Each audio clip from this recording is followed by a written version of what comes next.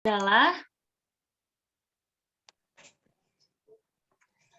tenaga, pikiran, waktu, biaya, dan perbandingan tersebut dapat dilihat dari segi penggunaan waktu, tenaga, dan juga biaya. Artinya, kegiatan pembiayaan pendidikan ini dapat dikatakan efisien kalau penggunaan waktu, tenaga, biayanya itu bisa sekecil-kecilnya, tapi dapat menghasilkan hasil yang optimal yang ditetapkan di tujuan. Kemudian, next, Teh.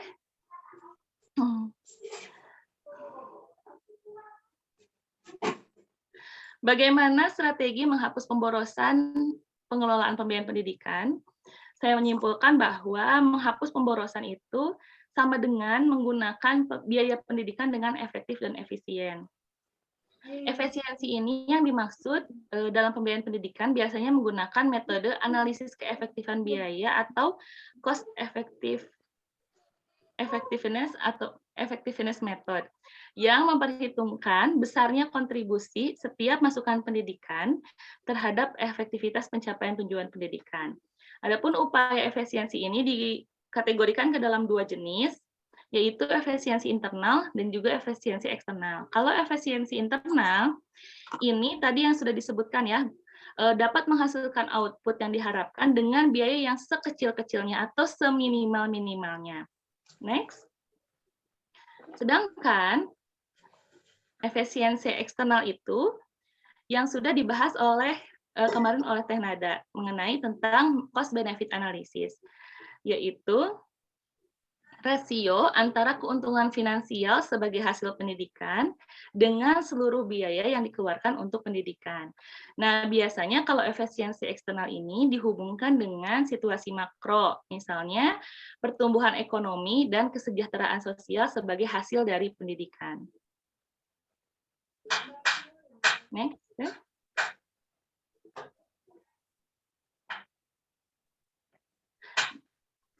Kesimpulannya, strategi dalam menghapus pemborosan dalam pembiayaan pendidikan adalah yang pertama, terukurnya waktu dalam laporan keuangan dan dicocokkan dalam perencanaan pembiayaan pendidikan.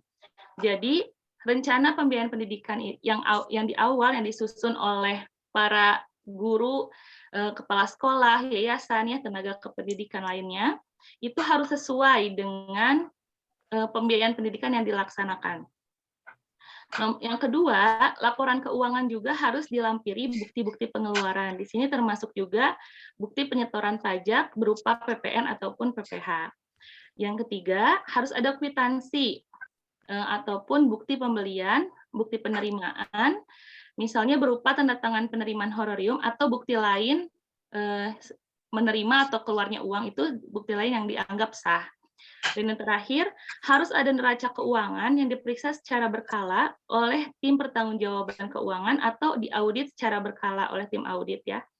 Supaya tadi laporan keuangannya bisa diperiksa, misalnya ada dana yang kurang atau misalnya dana yang nggak tahu kemana, itu bisa dari awal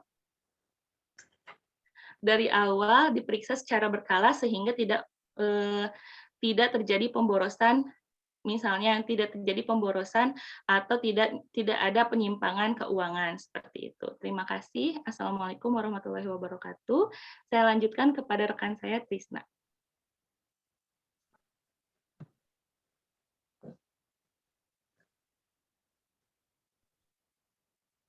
Tema yang sama atau beda tema? Beda, Pak. Apa tentang apa Anda? Tentang konsep cost effectiveness dan implikasinya dalam pemanfaatan dana pendidikan, Pak. Oke, sebelum itu kalau begitu Bapak ngisi dulu untuk melengkapi bahasan yang disampaikan oleh Rosalia. Siapa? Yang Anda sampaikan itu berbasis kos biaya, belum menyebut pada persoalan SDM.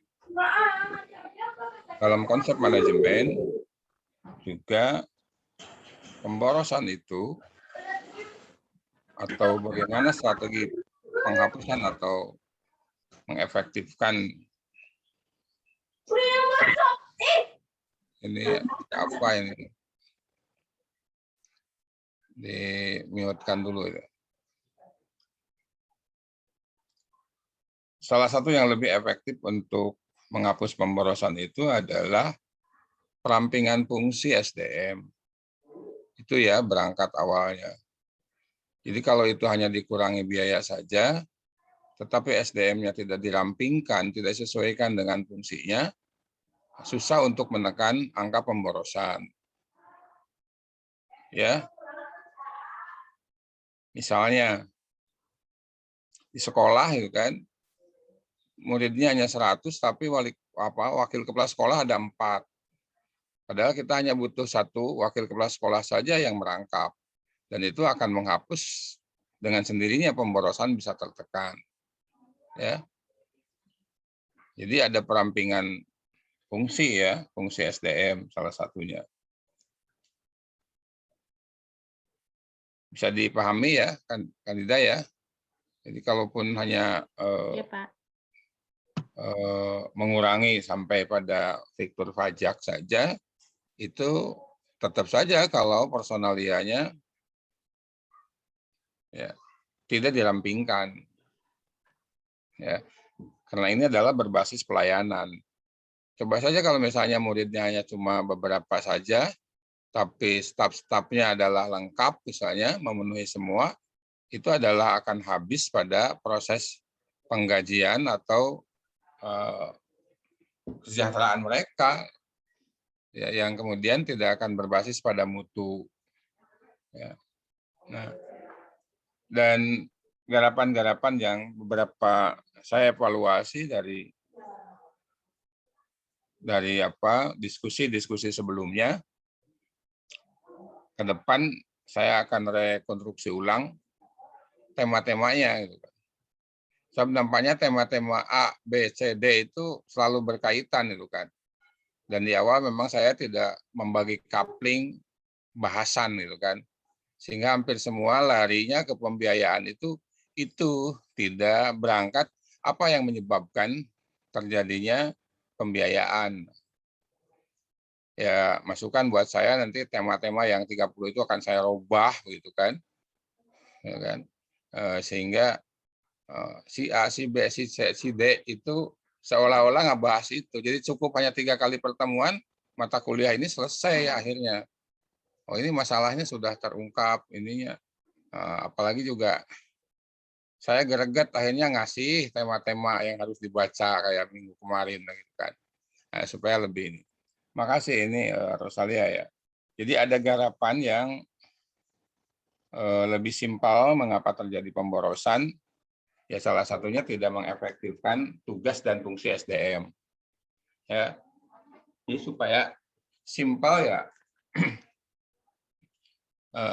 profesional tugas fungsi SDM menjadi bagian daripada hal yang melatar belakangi dampak kos. Ya itu kan. Yang kedua adalah kebijakan. Ya, semakin banyak kebijakan-kebijakan di dalam lembaga pendidikan, maka akan semakin banyak juga kos yang dibutuhkan. Oleh sebab itu, ya kebijakan pun harus berkolaborasi dan simpel terhadap implementasi mutu. Ya, ini terus saja setiap ada masukan kebijakan. Itu semua duit semua, bukan menekan pemborosan. Ya, kayak gitu. Jadi akan semakin bengkak. Yang ketiga, kultur ya, culture. 1 SDM ya, 2 kebijakan, 3 culture. Dicatat saja. Culture adalah budaya yang ingin merangkul semua orang. Nah ini menjadi boros juga. Anda coba punya teman-teman yang kolehannya dekat, gimana dia harus dikasih posisi apa dia, itu akan jadi pemborosan juga. Ya. Nggak bisa dikurangi. Ya. Jadi untuk menguranginya itu ya jangan seperti itu. Culture-nya itu dirubah. Gitu kan. Tadi kalau culture menurut Rosalia tentang untuk menekan angka kelahiran lah itu ya, pendidikan itu. Ya baru kalau itu agak culture-nya benar. Ya, jadi dengan sekolah maka angka kelahiran keluarga berencana berhasil. Ya, sehingga tidak menikah di usia muda. Jadi rata-rata menikah setelah lulus doktor. Nah, itu kan angka kelahirannya itu rendah. Ya. Coba saja Rosalia Anda hitung. Semakin rendah tingkat pendidikan seseorang, maka akan semakin besar, makin berat tanggung jawab mereka dalam dunia pendidikan maupun kos pendidikan. Coba saja Anda perhitungkan. Kalau misalnya usia SLA kemudian menikah di usia 20, menupusnya 48, berarti dia punya masa terhitung subur 28 tahun. Kalau saja 4 tahun sekali dia melahirkan, dia punya 8 anak. Itu kan beban resiko yang harus dihadapi. Sekarang lulus dokter di 32, menupus 48. Itu kan hanya selisih berapa? Kalaupun 4 tahun sekali punya anak, dia paling maksimal punya anak 4. Semakin tinggi pengetahuan dan pendidikan seorang, maka akan semakin rendah tanggung jawab di bidang pendidikan. Oh, itu logika kos itu begitu. Ya kan? Tetapi semakin lambat juga Anda menunda menunda usia pernikahan, usia married juga sama, menekan juga angka kematian yang tinggi. Sebab Anda sudah tidak boleh melahirkan di usia 34 ke atas. Tuh, itu resikonya tinggi untuk kematian. Jadi jangan egois pula Anda itu. Ya, kalau menekan kultur. Ya, di satu sisi berhasil untuk menekan angka kelahiran, tetapi di sisi lain ya Anda juga meninggalkan generasi yang lemah. Sebab kalau Anda melahirkan di usia 32 tahun, anak Anda 70 tahun, berarti anak Anda juga baru tamat S1. Dan itu akan menjadi berat dalam dunia pendidikan. Anda sudah mulai loyo, sementara anak lagi berkembang. Anak pertama saja masih 30, ya kan? Berarti anak kedua, anak ketiga, anak keempat, bisa jadi di usia 60 Anda masih punya bayi. Dan Rasul melarang meninggalkan generasi yang lemah. Oleh sebab itu, cepat menikah juga lebih bagus, Rosalia. Tetapi juga diimbangi dengan pendidikan. Nah, itu kalau melihat culture dan kebutuhannya ke kos. Itu penelitian kuantitatif, jangan pakai kualitatif di situ. Ya, jika dan apabila. Jadi tadi satu apa? Menekan itu. SDM. Dua tadi apa? Kebijakan. Ketiga, kultur, ya kan? Inilah kultur yang susah. Jadi Anda punya yayasan, semua teman-teman sekelas Anda mau direkrut. Bingung Anda mau diposisikan di mana? Ijazahnya sudah tinggi, masa staf? Oh, minimal dia kabag. Harus menciptakan kabag baru. Nah, itu adalah pemborosan. Ya kan? Maka lebih baik pada yang keempat ini adalah profesionalisme. Jadi untuk menekan angka pemborosan itu adalah menempatkan orang sesuai dengan profesionalismenya, sesuai dengan bidang keahliannya. Dan semakin tidak dengan bidang keahliannya, pemborosan itu makin banyak. Bayangkan saja, misalnya Anda memposisikan orang di bidang Haiti, tetapi dia tidak memiliki pengalaman di bidang Haiti, maka itu akan terjadi banyak pemborosan. Jangankan untuk membimbing yang lain, dia sendiri harus kursus dulu dan butuh waktu banyak. Maka aspek untuk menekannya itu adalah mengambil orang-orang yang profesional. Ya. Jadi di situ tidak, jadi ada nggak jadi ya? Tidak minna wa minkum ya. Ya. Jadi memilih sesuai dengan kebutuhan. Ya. Profesionalisme ini adalah berbicara tentang spesialisasi keahlian. Jadi milih orang yang betul-betul memiliki keahlian. Semakin menempatkan orang yang tidak sesuai dengan keahlian, itu pemborosan. Mengapa misalnya dalam suatu pabrik atau perusahaan, prasyarat untuk menjadi karyawan misalnya harus punya SIM, harus bisa nyetir. Itu adalah untuk menekan angka pemborosan. Sebab kalau mereka bekerja harus belum bisa nyetir, misalnya belum punya SIM, itu pemborosannya tinggi. Ya seperti itulah. Jadi spesialisasi ini penting sekali sebagai pelengkap atau rangkap tugas. Ya. Oke. Jadi saya ngasih 4 ya. Ngasih 4 langkah-langkah untuk menekan pemborosan di samping yang Anda kemukakan dari sisi internal sebuah lembaga pendidikan. Ya. Tapi awal mulanya itulah yang menyebabkan terjadinya boros. Ya. Boleh nanti Anda elaborasi alasan-alasan yang lain. Ya. Ya, baik. Terima kasih, Pak, masukannya. Ya. Nanti bisa berkembang. Masih banyak ya alasan-alasan yang lain. Misalnya pada tema mengapa. Nanti dijelaskanlah sambil ada pertanyaan. Ya. Ya, baik, Pak. Silakan dilanjutkan. Yang kedua, silakan Bapak Trisna. Ya, terima kasih Ibu dan Bapak. Assalamualaikum warahmatullahi wabarakatuh.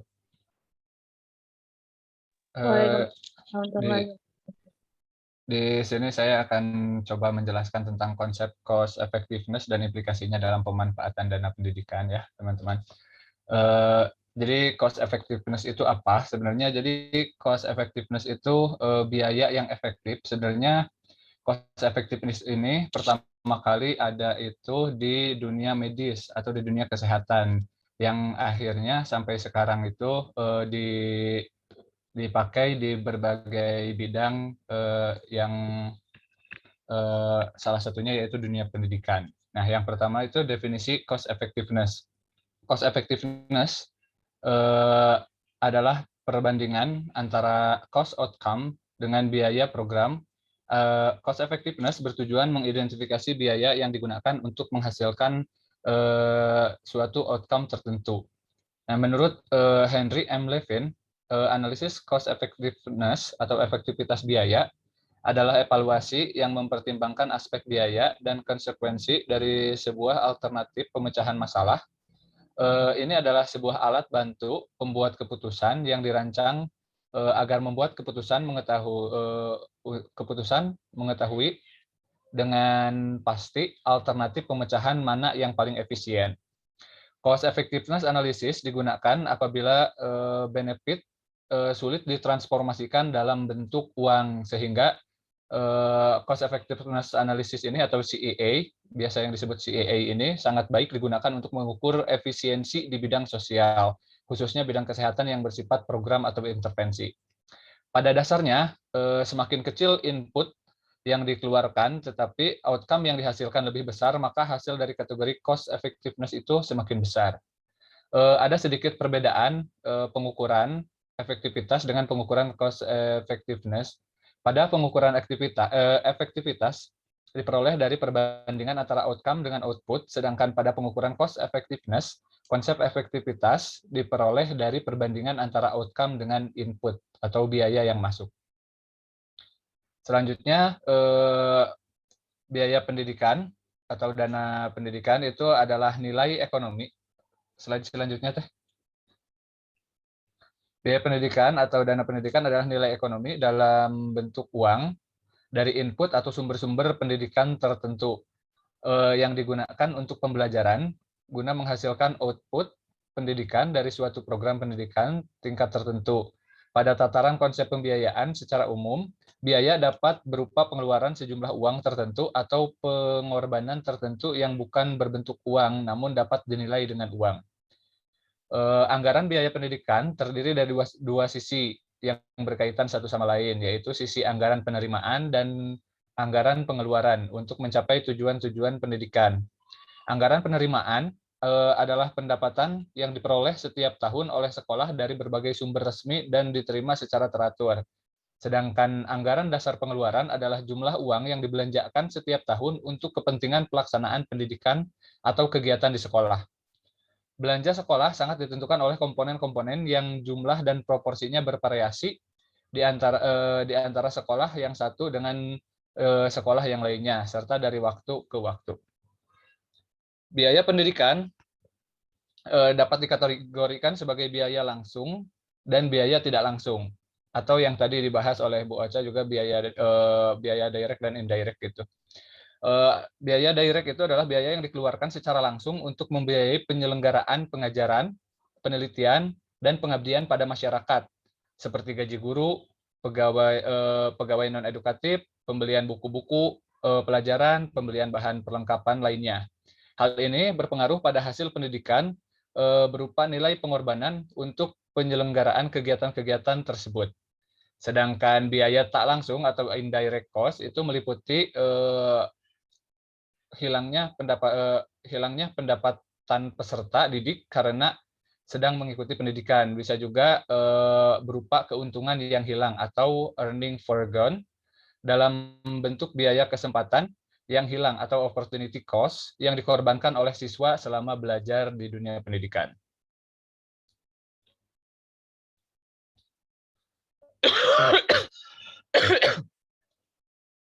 Mohon maaf. Kemudian selanjutnya yaitu biaya pendidikan. Dalam menghitung biaya pendidikan di sekolah, Halak menjelaskan dalam bukunya yaitu bahwa banyak komponen yang mesti dipertimbangkan oleh pembuat anggaran.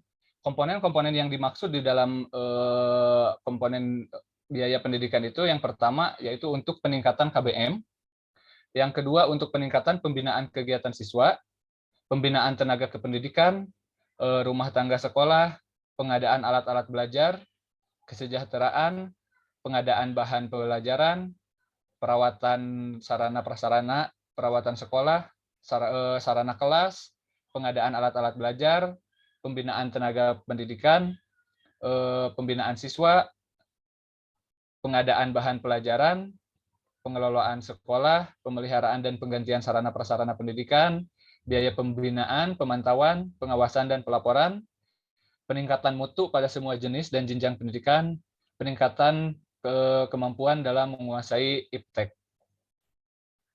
Yang selanjutnya yaitu efektivitas dan efisiensi pembiayaan pendidikan. Efektivitas pengelolaan pembiayaan pendidikan atau efektivitas biaya adalah kemampuan pembiayaan mencapai sasaran dan target sesuai dengan yang direncanakan. Analisa efektivitas biaya menghubungkan keuntungan, bukan uang dengan biaya-biaya keuangan. Untuk mengetahui efektivitas pembiayaan pendidikan, proses penganalisaannya dilakukan dengan melihat keterhubungan hasil yang diperoleh antara output dan input dari keseluruhan proses pendidikan. Ada beberapa prinsip dalam menilai efektivitas biaya pendidikan, diantaranya yang pertama yaitu menilai efektivitas yang berkaitan dengan problem tujuan dan alat untuk memproses input menjadi output. Yang kedua itu sistem yang dibandingkan harus sama atau homogen. Yang ketiga, mempertimbangkan semua output seperti jumlah siswa yang lulus dan kualitas lulusan. Dan yang terakhir atau yang keempat itu adalah korelasi yang diharapkan bersifat kualitas. Yang selanjutnya konsep efisiensi. Konsep efisiensi ini pelaksanaan proses pendidikan yang efisien adalah apabila pendayagunaan sumber daya seperti waktu, tenaga, dan biaya tepat sasaran dengan lulusan dan produktivitas pendidikan yang optimal.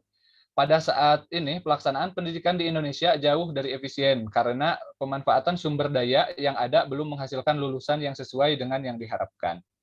Efisiensi adalah suatu aktivitas yang berkaitan dengan menghasilkan sesuatu secara optimal, dengan cara mengoptimalkan waktu secara tepat dalam proses pengerjaannya. Efisiensi pendidikan merupakan sesuatu yang memiliki kaitan antara pendayagunaan sumber-sumber pendidikan yang terbatas sehingga mencapai optimalisasi yang tertinggi. Untuk mengetahui efisiensi biaya pendidikan, biasanya digunakan metode analisis keefektifan biaya atau cost effectiveness analysis. yang memperhitungkan besarnya kontribusi setiap masukan pendidikan terhadap efektivitas pencapaian tujuan pendidikan dan prestasi belajar. Dalam aspek efisiensi, istilah efisiensi pendidikan menggambarkan hubungan antara input, masukan, dan output atau keluaran dari suatu pelaksanaan proses pendidikan. Sedangkan efisiensi pendidikan menurut Fatah pada tahun 2002, di bukunya pada tahun 2002 mengatakan artinya memiliki kaitan antara pendayagunaan sumber pendidikan yang terbatas sehingga mencapai optimalisasi yang tertinggi. Selanjutnya. Nah, konsep efisiensi ini dibagi menjadi dua. Menurut Nanang Fatah, untuk mengetahui efisiensi biaya pendidikan, biasanya digunakan metode keefektifan biaya. Upaya efisiensi dapat dikelompokkan ke dalam dua jenis, yaitu efisiensi internal dan efisiensi eksternal. Yang tadi juga sempat dibahas oleh Bu Ocha. Kedua konsep tersebut satu sama lain erat kaitannya dan saling melengkapi dalam menentukan efisiensi sistem pendidikan secara keseluruhan. Yang pertama itu adalah efisiensi internal. Efisiensi internal sangat bergantung pada dua faktor utama, yaitu faktor institusional dan faktor manajerial. Efisiensi internal dapat dinilai melalui suatu sistem pendidikan jika dapat menghasilkan output yang diharapkan dengan biaya minimum. Dapat pula dinyatakan bahwa dengan input yang tertentu dapat memaksimalkan output yang diharapkan. Output seringkali diukur dengan indikator-indikator seperti angka cohort, yaitu proporsi siswa yang dapat bertahan sampai akhir putaran pendidikan, pengetahuan keilmuan, keterampilan, maupun ketaatan kepada norma-norma perilaku sosial. Karena dengan alasan inilah persoalan-persoalan mutu pendidikan biasanya dibahas dengan memperhatikan efisiensi internal dari sistem pendidikan. Cara lain yang dapat dilakukan untuk mengukur efisiensi internal adalah rata-rata lama belajar atau average study time. Metode ini digunakan untuk mengetahui berapa lama seorang lulusan menggunakan waktu belajarnya dengan cara menggunakan statistik cohort atau kelompok belajar. Cara perhitungannya adalah jumlah waktu yang dihabiskan lulusan dalam suatu cohort dibagi dengan jumlah lulusan dalam cohort. Ini disebut dengan rasio input-output atau input-output ratio atau yang biasa dikenal dengan singkatan IOR. IOR merupakan perbandingan antara jumlah murid yang lulus dengan murid yang masuk awal dengan memperhatikan waktu yang seharusnya ditentukan untuk lulus. Artinya membandingkan antara tingkat masukan dengan tingkat keluaran. Selanjutnya, efisiensi eksternal. Efisiensi eksternal sering dihubungkan dengan metode cost-benefit analysis, yaitu rasio antara keuntungan finansial sebagai hasil pendidikan dengan seluruh biaya yang dikeluarkan untuk pendidikan. Efisiensi eksternal juga dihubungkan dengan situasi makro, yaitu pertumbuhan ekonomi dan kesejahteraan sosial sebagai dampak dari hasil pendidikan. Pada tingkat makro, diyakini bahwa individu yang berpendidikan cenderung berkehidupan lebih baik karena memperoleh pendapatan yang lebih tinggi dan kesehatan yang lebih baik. Analisis efisiensi eksternal berguna untuk menentukan kebijakan dalam pengalokasian biaya atau distribusi anggaran kepada seluruh sub-sektor pendidikan. Efisiensi eksternal juga merupakan pengakuan sosial terhadap lulusan atau hasil pendidikan. Dalam menganalisis efisiensi eksternal, bidang pendidikan dapat dibedakan dalam dua jenis, yaitu keuntungan perorangan atau private rate of return, yaitu perbandingan keuntungan pendidikan kepada individu dengan biaya dari individu yang bersangkutan. Yang kedua, keuntungan masyarakat atau social rate of return, yaitu perbandingan keuntungan pendidikan kepada masyarakat dengan biaya pendidikan masyarakat. Jadi efisiensi eksternal pendidikan meliputi tingkat balik ekonomi dan investasi pendidikan pada umumnya, serta alokasi pembiayaan bagi jenis dan jenjang pendidikan tertentu. Sekian yang bisa saya bahas. Mohon maaf atas segala kekurangannya. Mudah-mudahan bisa ditambahkan, bisa dikoreksi, dan bisa berdiskusi bersama-sama dengan Bapak Ibu sekalian. Sekian, wassalamualaikum warahmatullahi wabarakatuh.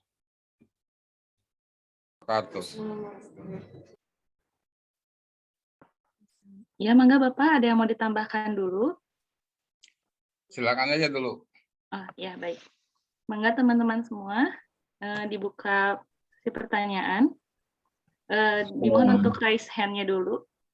Rice. Silakan Pak Sofian yang pertama, ada lagi? Yang kedua, bentar. Belum ya, Pak Sofian dulu. Silakan Pak Sofian. Baik, terima kasih Bu Ocha dan Pak Tisna ya. Materinya sangat menarik terkait dengan pembiayaan ini.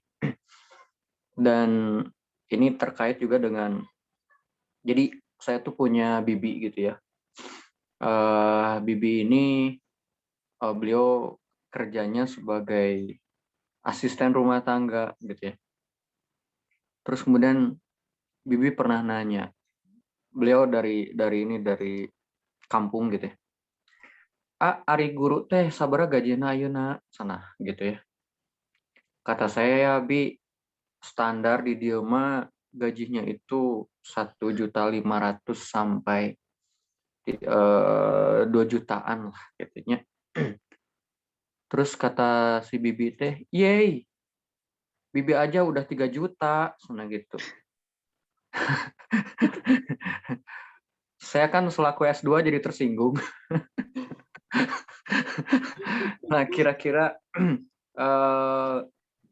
sebenarnya idealnya memang angka dari gaji seorang guru itu berapa ya Teh ya? Gitu ya. Yang layak, terus kemudian apakah patokan standar di negeri kita itu sudah benar atau perlu diluruskan gitu. Terima kasih Bu Ocha. Sama-sama Pak. Mangga teman-teman, pertanyaan yang kedua.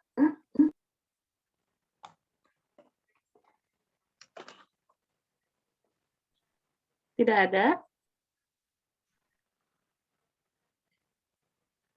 Oke, dijawab dulu aja ya. Mangga Pak Trisna dulu yang mau jawab atau mau saya dulu? Mangga Bu. Ya, oke. Tadi ditanyakan mengenai idealnya gaji seorang guru. Ya, kita tahu bahwa guru itu memang ya kalau di Indonesia miris ya. Apalagi kemarin lihat nonton kan videonya yang ujian P3K itu ya, P3K, PPK, ya P3K ya, yang udah tua terus ternyata tidak lulus gitu ya, itu sangat menyedihkan sekali. Nah, kalau dilihat dari idealnya gaji seorang guru di Indonesia itu, yang pertama kita lihat dulu statusnya. Statusnya itu guru swasta atau guru negeri.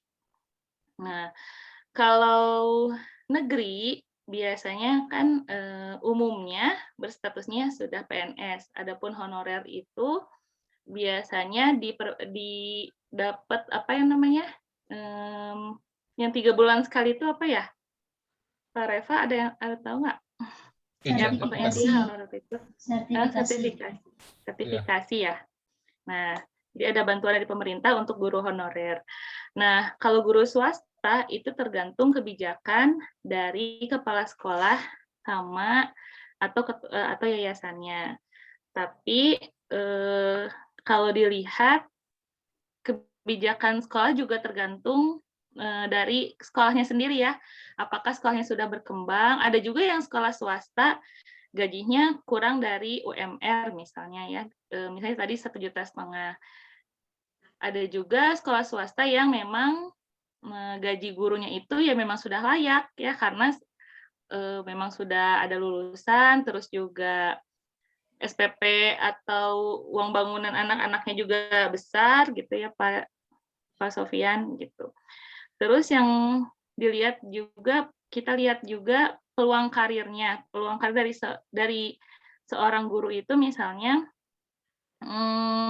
kalau guru swasta dan kalau guru negeri itu biasanya sudah ASN ya, jadi peluang karirnya juga lumayan ya karena bisa udah golongan-golongan, kita bisa tanya langsung ke Mama Iin ya atau Ustadz Soleh yang memang sudah menjadi ASN. Kalau guru swasta memang harus lebih berperan aktif atau kerjanya harus ekstra lagi supaya peluang karirnya juga lebih cepat naik gitu. Ataupun kemarin kan ada mengikuti seleksi yang namanya P3K itu. Kemudian kalau di yang lainnya itu pengembangan diri. Kita lihat pengembangan diri dari guru negeri itu biasanya sudah enak ya, karena memang mengikuti apa yang jadi kebijakan atau program pemerintah. Sedangkan kalau swasta itu peluangnya lebih besar kalau untuk pengembangan diri. Karena kebanyakan sekolah swasta itu juga memang memiliki kebijakan yang berbeda-beda gitu. Jadi kalau untuk dilihat idealnya, kembali lagi ke statusnya yang tadi poin pertama, apakah jadi guru swasta atau jadi guru negeri. Seperti itu, Pak Sofian. Mangga ditambahkan sama teman-teman yang lain, gitu kalau menurut saya. Mangga, Pak Trisna, ada mau ditambahin? Ya, menambahkan aja sedikit ya Bu. Mengenai tadi yang golongan-golongan itu PNS atau ASN gitu. Sebenarnya di swasta juga ada yang seperti yang tadi dibahas juga kan, yang sertifikasi itu sebenarnya sama seperti PNS juga, jadi ada golongan-golongannya gitu. Dan gajinya pun kebetulan sama juga, ada tingkatannya sesuai dengan golongannya gitu. Dan saya di beberapa lembaga itu tugasnya sebagai operator juga, dan yang biasalah yang mendaftarkan berkas-berkas seperti itu ke dinas-dinas dan ke pemangku kepentingan gitu, ke pemerintahan. Setiap pemberkasan itu saya suka baca gitu persyaratan-persyaratannya. Emang untuk anggaran untuk angka gaji guru itu emang beda-beda setiap gurunya. Nah, khususnya guru-guru yang honorer dan tidak terdaftar sertifikasi. Nah, yang kemarin kebetulan ada program di Guru Kemenag itu, ada program namanya insentif gitu ya Bu, Pak, maaf. Insentif itu jauh sekali sebenarnya kalau dibandingkan dengan gaji sertifikasi atau apalagi ASN gitu. Karena gaji insentif itu dihitungnya hanya mohon maaf 250.000 satu bulan gitu. Jadi selama 1 tahun gajinya hanya sebesar 3 juta. Kalau dibandingkan dengan ASN itu hanya 1 bulan mungkin gitu. Sedangkan kalau guru honorer yang tidak tersertifikasi atau tidak terdaftar sebagai ASN, ya itu 1 tahun gitu. Perbandingannya kan sangat jauh gitu Pak. Untuk angka yang idealnya sendiri ya kembali lagi seharusnya setiap guru ketika mereka sudah memiliki kompetensi yang jelas dan sudah punya waktu punya kerja gitu, masa bakti yang lama, harusnya mereka juga mendapatkan sesuatu yang sama seperti layaknya yang sertifikasi dan PNS. Mungkin gitu pendapat saya ya Pak. Mudah-mudahan bisa menambahkan apa yang Bu Ocha tadi sampaikan. Ya. Mangga teman-teman, ada yang mau menambahkan barangkali dari Ustadz Soleh setelah yang udah jadi ASN atau teman-teman yang di sekolah swasta, kepala sekolah, mangga. Pak Reva, Ustadz Soleh, Mama Iin. Ocha, Ya Pak. Anda udah benar ngejawab gitu. Udah, jawabannya seperti itu. Kemudian sebagai penguatnya bahwa penggajian di Indonesia baik guru maupun yang lain diatur oleh undang-undang. Ya, supaya Anda paham siapa yang buat undang-undang, ya wakil-wakil Anda yang ada di DPR itu. Gimana caranya supaya naik, ya supaya setara begitu. Sampai ASN itu tidak mengenal hanya guru, pegawai yang lain juga sama ASN dengan standar gaji yang ditetapkan oleh undang-undang. Kalau yang terkait dengan pendidikan, saran saya sebagai orang tua, pilihlah para wakil rakyat yang berimplikasi atau yang mempunyai nurani untuk peningkatan pendidikan. Itu aja.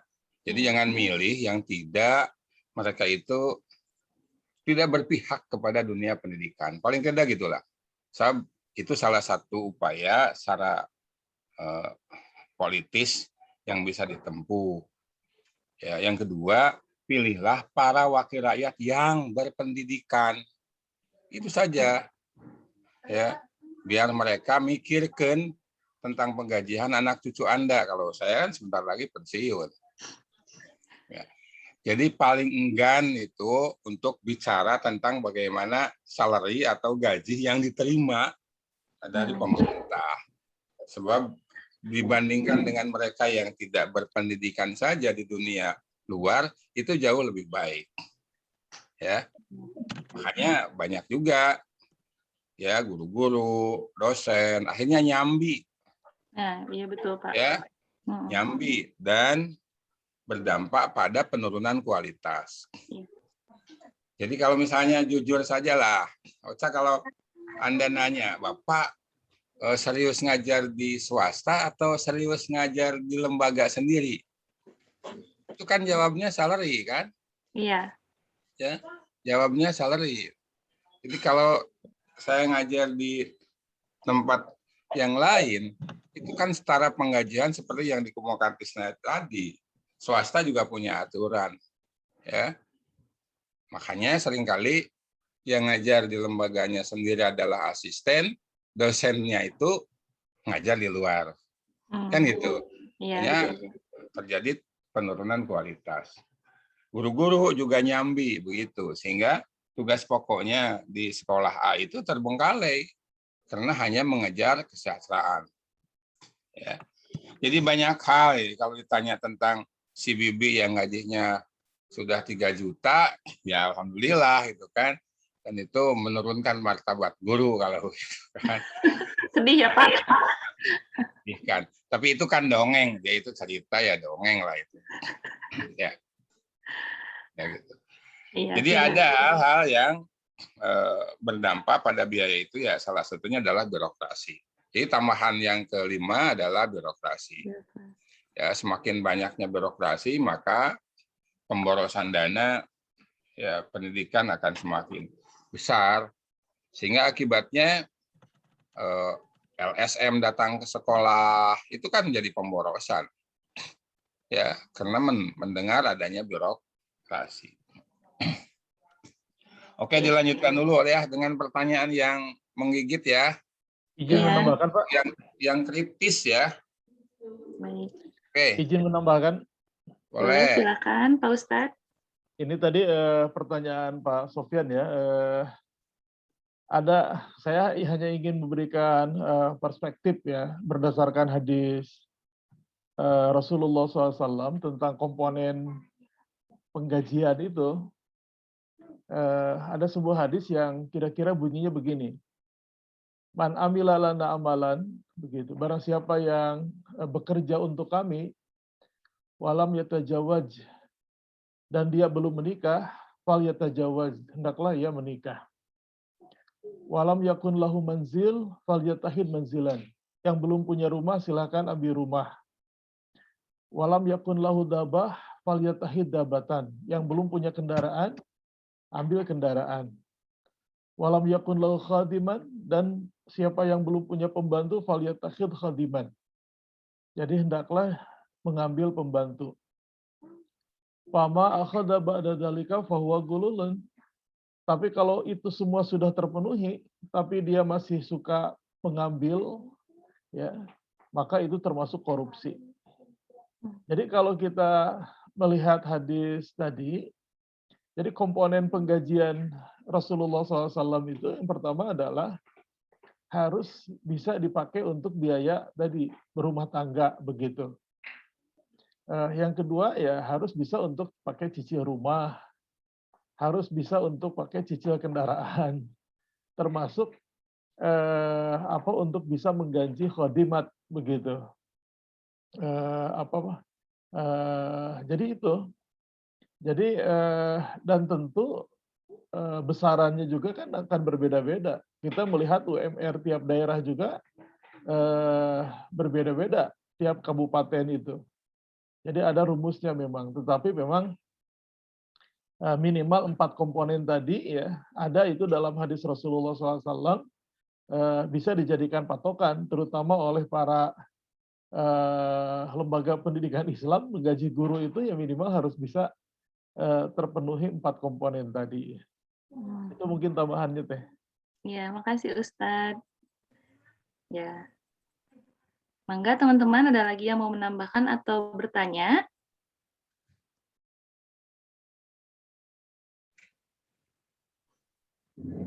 Cukup buat menikah ya. Bukan menikah lagi. Ya, ini calon pengantinnya ya. Ayo mangga teman-teman yang belum bertanya. Saya boleh? Boleh, Teh Riri, Riana. silakan. Boleh, Teh Riana, silakan. Iya. Mengenai pemborosan biaya ya. Nah, kan setiap sekolah pastinya kalau dalam hal misalnya proses pembelajaran kan visi misi setiap sekolah itu khas gitu ya, dan itu juga berdampak pada proses pembelajarannya, dan dari situ juga berpengaruh gitu ya pada pengadaan fasilitas hal itu. Nah, di sekolah-sekolah tertentu atau misalnya swasta gitu ya, kebanyakan kan suka banyak inovasi-inovasi pembelajaran gitu ya, sehingga itu juga menjadi daya tarik si orang tua untuk menyekolahkan anaknya. Tetapi juga berdampak pada, ya berarti kalau inovasinya tinggi juga biaya sekolahnya juga agak mahal misalnya gitu ya, agak eksklusif. Nah, ketika misalnya ada kebijakan gitu ya dari misalnya dari si pemimpinnya gitu ya, atau misalnya kepala sekolahnya mengenai kurikulumnya, ya setiap semester teh ada inovasi baru dan itu berdampak pada fasilitas gitu ya.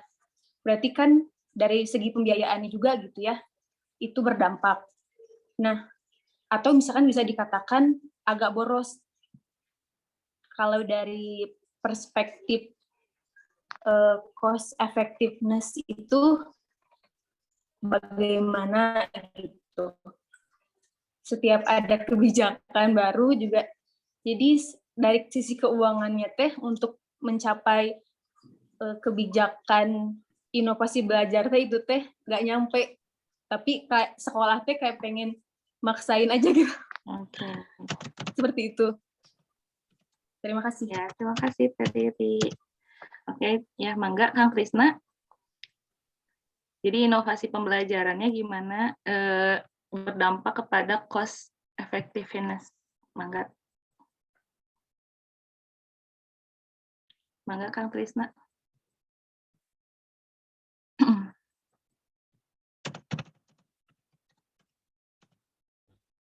Basisnya ke RAPBS ya. Jadi nggak bisa setiap inovasi itu harus dibayar, karena kan harus disusun berdasarkan RAPBS. Ya, jangan-jangan karena dapat informasi lalu ingin inovasi, ya nggak bisa juga, itu malah jadi boros. Ya, tapi semuanya harus berbasis pada RAPBS. Ya, seperti itu Teh Riri. Kang Krisna ada yang mau ditambahin? Enggak Bu, tadinya mau ini aja sih, mau ngebahas sebenarnya cost effectiveness itu tadi kan saya ngebahasnya dua ya, cost effectiveness sama efisiensi gitu. Mohon maaf di sini internetnya kurang stabil, takutnya putus-putus. Tadi efisiensi dan effectiveness gitu. Jadi perbedaan antara efisiensi dan effectiveness itu, kalau efisiensi itu menghilangkan anggaran-anggaran tidak pandang bulu gitu. Jadi selama anggaran tersebut bisa diambil ya diambil gitu. Kalau itu efisien gitu. Jadi mengefisienkan anggaran yang ada. Kalau effectiveness itu sebenarnya lebih ke pengurangan anggaran-anggaran yang tidak diperlukan. Tadi seperti yang sudah dibahas sama Bapak tadi, yang misalnya SDM gitu, seperti SDM, terus birokrasi, kebijakan dan culture yang seperti itu. Nah, untuk misalnya kebijakan-kebijakan yang baru seperti yang dibahas oleh Bu Riana kan itu sebenarnya ada beberapa yang kurang penting juga gitu, kurang penting. Makanya kenapa kita harus mengefektifkan apa yang ada gitu. Jadi kalau misalnya emang tidak terlalu penting ya sudah tidak perlu mengeluarkan anggaran gitu. Mungkin pendapat saya. tambahan juga mungkin bagus ya ada inovasi pembelajaran karena itu juga menarik untuk siswa, terus juga untuk penyelenggaraan pendidikan juga. Tapi memang tadi seperti yang Bapak sampaikan memang harus direncanakan dulu di awal karena tanpa perencanaan pasti nanti ujung-ujungnya ya boros, kemudian ya nanti tidak stabil ya keuangan sekolahnya, lembaganya seperti itu. Ya. Enggak teman-teman? Ada yang mau menambahkan atau bertanya lagi? Teh Riri, apa sudah cukup?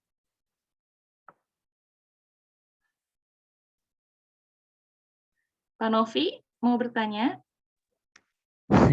Ya boleh Teh. Ya. Baik, bismillahirrahmanirrahim.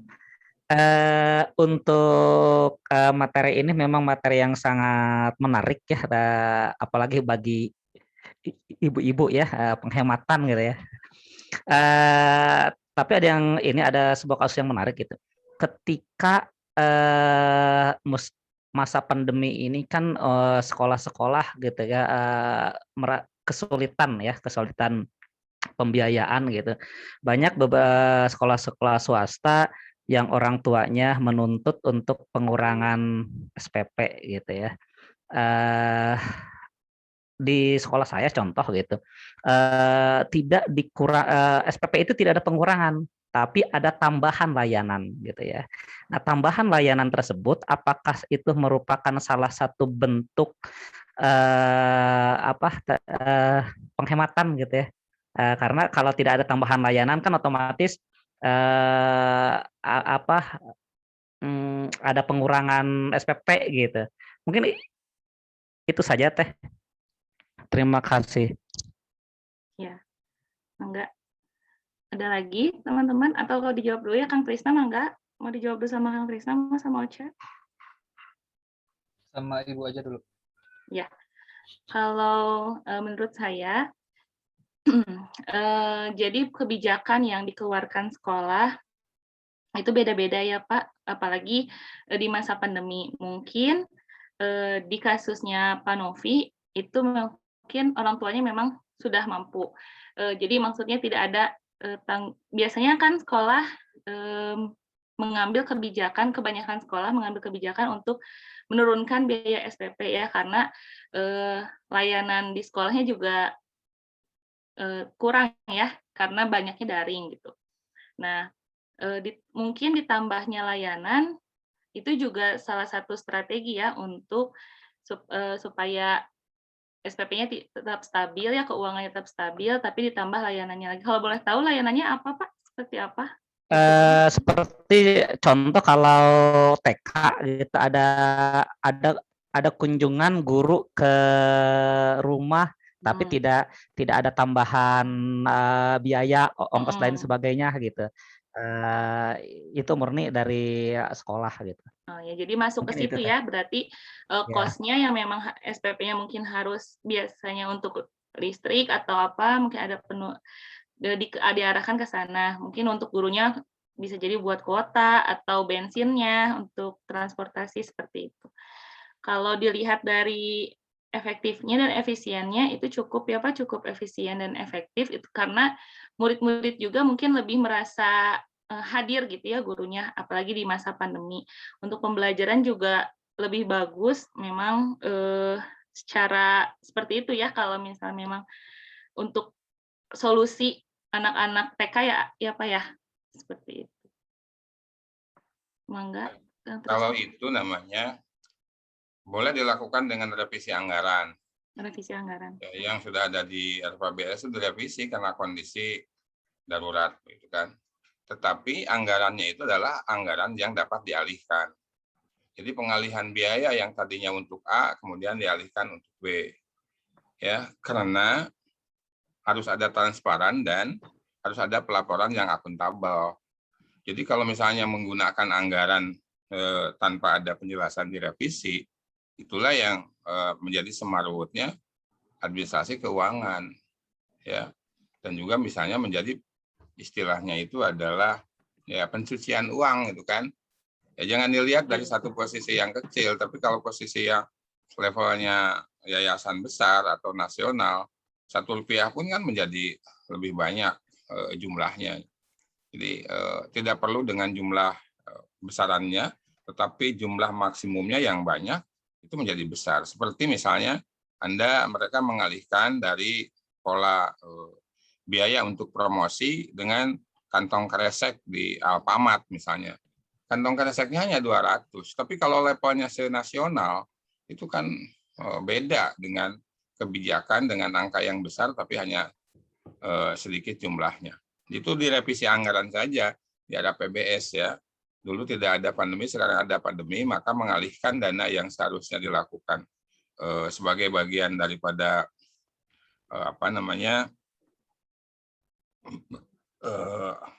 di BV misalnya dijadikan ke home visit misalnya. Karena ada kunjungan rumah. Itu yang dimaksud home visit ya tadi itu ya, datang ke rumah-rumah untuk need assessment ya, mengetahui sampai sejauh mana orang tua kerjasama dengan sekolah. Maksudnya kan gitu. Karena anak TK itu nggak mungkin di bawah itu, maka kita mengajak kerjasama apa istilahnya Ocha itu reading guide ya. Jadi orang tua yang mendampingi mereka membaca yang tadinya dilakukan oleh guru misalnya di sekolah, sekarang dilakukan oleh orang tuanya, tetapi atas pemantauan guru melalui home visit. Ya. Jadi biaya konseling yang tadinya adalah digunakan di sekolah, sekarang digunakan untuk ongkos guru-guru datang ke rumah, gitu kan. Jadi ya kalau misalnya tidak ditambah anggaran juga tidak menjadi bagus pelaksanaannya. Misalnya mereka harus berjalan, ya. Apalagi tadi kalimat Ocha untuk pulsa ya, ini kan menjadi ngabengharkeun Telkomsel gitu kan. Coba baca ya di internet, keuntungan Telkomsel di masa pandemi itu adalah sudah ribuan persen ya dari kebutuhan sehari-hari. Ya, ini kan dalam perspektif yang lain bisa berbeda. Jadi kalau mereka dari Telkomsel memberi ke guru-guru seperti gratis atau memberi ya anak-anak murid saja sudah jutaan ribuan menggunakan itu, masa sih. Nah itulah, jadi hanya skala prioritas yang dilakukan dengan inovasi itu dengan mengalihkan anggaran. Tentu saja harus ada direvisi di era PBS-nya. Ya, diberi keterangan revisi anggaran yang tadinya A jadi B. Implementatifnya beri keterangan. Ya. Oke ya. Nah, seperti itulah pertanyaan yang pelik, simpel gitu kan. Pelik tetapi itu harus dilakukan dalam penggunaan anggaran. Sebab kalau setiap kebijakan kemudian dijadikan kebijakan baru lalu menjadi pungutan terhadap orang tua atau pengalihan tanpa alasan, itu korupsi namanya. Ya. Lanjut ya. Terima kasih Bapak tambahannya. Mangga teman-teman, ada yang mau menambahkan juga? Mau bertanya Teh? Boleh Bunda. Terima kasih Teh Ocha.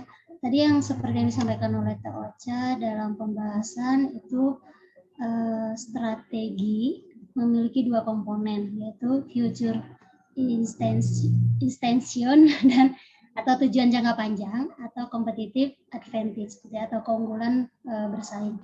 Nah, seperti yang judul yang diajukan Teh Ocha itu penghapusan strategi menghapus pemborosan ya Teh ya. Strategi menghapus pemborosan. Nah, strategi penghapus pemborosan ini sebaiknya kita lakukan pada saat apa gitu? Pada saat penyusunan, pada saat awal penyusunan apa tadi? APBS. APBS. Apakah pada saat implikasi pelaksanaan atau pada saat di akhir evaluasi gitu ya. Jadi program-program apa saja yang telah terlaksana, baru untuk pengajuan yang selanjutnya itu dilakukan penghapusan pemborosan ya, pada di mana gitu. Terus namun penghapusan pemborosan ini yang dapat meningkatkan mutu tetapnya ya gitu, dapat meningkatkan mutu dan konsep efektivitas dan efisiensinya tercapai gitu.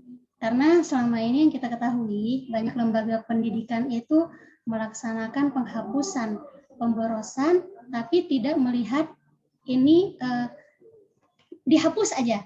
Padahal kadang penghapusan ini bisa meningkatkan mutu gitu. Hanya ingin menekan saja, menekan anggaran pendidikan supaya bisa tidak membengkak gitu ya. Tapi mutunya diabaikan gitu. Bagaimana bagaimana strategi apa gitu yang harus dilakukan dalam penghapusan pemborosan ini? Terima kasih. Terima kasih Bunda Yevi. Ya, untuk strategi penghapus pemborosan ini, yang namanya strategi pasti dilakukan di awal ya. Di awal dari mulai perencanaan, dari mulai penyusunan RAPBS, kemudian tadi ketika pelaksanaannya kenapa harus diaudit secara berkala, ya, terus kemudian dilihat tadi kalau kata Bapak ada SDM-nya, kemudian culture, kemudian kebijakan, culture, terus profesionalisme dan birokrasi, itu juga dilihat dari pelaksanaannya. Dan yang terakhir evaluasinya. Evaluasinya tadi makanya harus ada neraca keuangan. Neraca keuangan itu untuk dilihat ya, apakah selama ini misalnya setiap akhir tahun keuangan atau pembiayaan pendidikan yang dilaksanakan di lembaga itu apakah stabil, naik, atau turun. Kalau misalnya naik, berarti harus ada peningkatan mutu pendidikan ya, karena misalnya seperti itu. Atau kalau misalnya menurun, berarti harus ada strategi-strategi lain yang supaya si keuangannya itu tidak menurun. Baik itu misalnya karena tadi misalnya pandemi ya, rata-rata kan keuangan lembaga pendidikan itu karena pandemi banyak yang menurun ya Bunda ya, karena misalnya SPP anak dikurangi, terus misalnya ada juga yang gaji guru dicicil misalnya 2 kali gitu ya.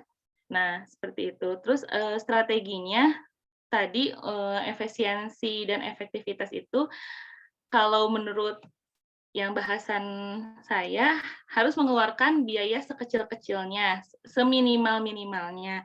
Tapi dalam arti minimal sekecil-kecil itu bukan hanya dari biaya aja, tapi juga tenaga SDM-nya, kemudian waktunya minimal, dan yang terakhir baru biayanya gitu. Seperti itu Bunda. Ada lagi? Bagus Ocha, Anda udah bisa ngejawab. Gini, Yepi ya. Jadi mutunya harus tetap naik, tapi keritannya dilemakin kecil. Jadi kalau Anda tukang kue gitu kan, jadi keritannya yang kecil karena bahannya udah mahal, biaya produksi juga mahal, mutu tetap harus lebih enak, tapi ukurannya yang tadinya sebesar apa, kemudian agak diperkecil bentuknya, tetapi kualitas mutunya tetap enak gitu kan. Kira-kira logikanya seperti itu, jangan malah dikurangi ya kan. Mutu tetap harus naik, tetapi ukuran jadi lebih kecil. Kayak misalnya ya kalau menunya lebih banyak begitu kan, tapi tampilannya lebih sederhana misalnya kan gitu ya. Jadi bukan mutunya tetap makin bagus begitu ya, mutu kualitas layanan dan lain-lain semakin ditingkatkan, tetapi biaya menjadi tetap misalnya ya, dengan menekan angka produksi ya. Kalau tukang tempe, kalau tukang tahu gitu kan ya, jadi jangan mengurangi tidak enak ya. Tambah jagung ya Pak ya, tukang tempe sama tukang tahu. Nah, itu strategi licik itu. Iya, Ya. nah itu dia Ya. Pak. Strategi licik. Kayak bilangnya kupat tahu. Yang selama ini nggak ada kupat tahu, yang ada kupat beras. Ya. Tuh, jadi itu licik gitu ya. Ya. Jadi jangan mengurangi ke mutu apapun ya, mutu layanan, mutu yang lain-lain gitu kan, mutu SDM. Hanya logika saya tadi ya sistemnya yang dikurangi gitu kan ya, untuk menekan agar tetap publish publikasinya yang berkualitas. Ya. Pokoknya kalimat atudanya dirubah menjadi sanajan dalam bahasa Sunda itu. Atuda tebih Pak, jadi abi kesiangan. Jawabnya begini, sanajan jauh Pak, abi tetap kesiangan. Jadi kalau atuda itu menunjukkan kelemahan. Tapi kalau sanajan berarti menunjukkan kualitas. Mempunyai motivasi, mempunyai optimistis gitu kan. Sekalipun sanajan, sekalipun dengan biaya yang ditekan, mutu tetap naik. Bukan atuda Pak ada pandemi. Jadi seolah-olah pesimistis itu menjadi alasan di RAPBS. Ngerti logikanya ya? Atuda terus itu kan. Bahasa Indonesianya apa? Atuda.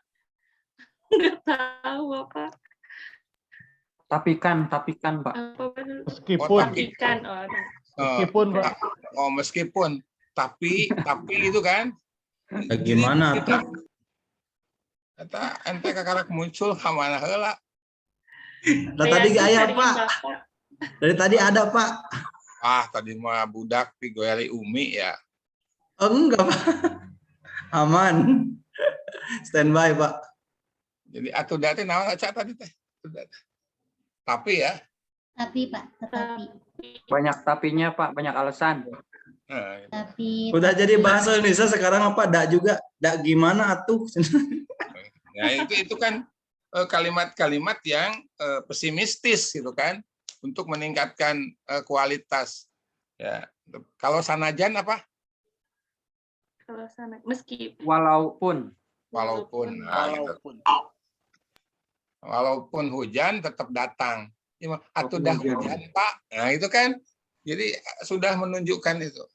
Jadi ya jangan dijadikan alasan sebab mutu itu. Ya kalau inovasi, judulnya inovasi itu harus meningkat. Tidak ada kalimat inovasi malah nurun. Tidak ada. Innova itu N-nya itu kan 2. Ya, fungsinya sama, ya kan, tetapi dengan fitur dan menu yang lebih lengkap kan gitu. Jadi, seperti Kijang Innova. Kijang kene kan lebih halus lah gitu. Ya, ulah nyin kalimat gitu ente diajar magister kok. Si Ocha dipintar ente. Bisa ngejawab, alhamdulillah. Terus kan? Luar biasa. Ya, terima kasih Bapak. Monggo teman-teman ada lagi pertanyaan atau tanggapan? Atau mau menambahkan, mangga Pak Yadi. Pak Yadi tadi Nambahin, mau saya nanya. mau nanya. Oh iya, mau nanya, boleh.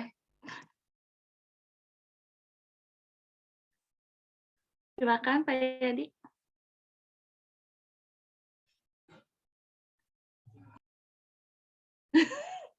Kenapa nggak jadi nyari catatan ya?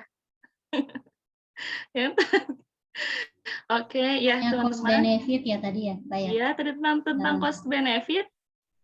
Pak Yadi jadi nggak? Bahasan siapa cost benefit teh? Bahasan Kang Krisna. Oh, Gunada. Gunada sama ya kalau Kang Krisna cost efektif. Oh. Bedanya Udah lewat apa ya? Bedanya cost benefit dengan cost apa tadi, Pak Lisa? Efektif. Cost efektif. Nanti pas cost benefit. Udah benefit lewat udah lewat, kemarin. Udah kelewat. Kalau kacau. Minggu kemarin. Atau harus nanya ke Bunada saya. Ocha saya keluar ya. Oh iya, mangga Bapak. Kemana Pak?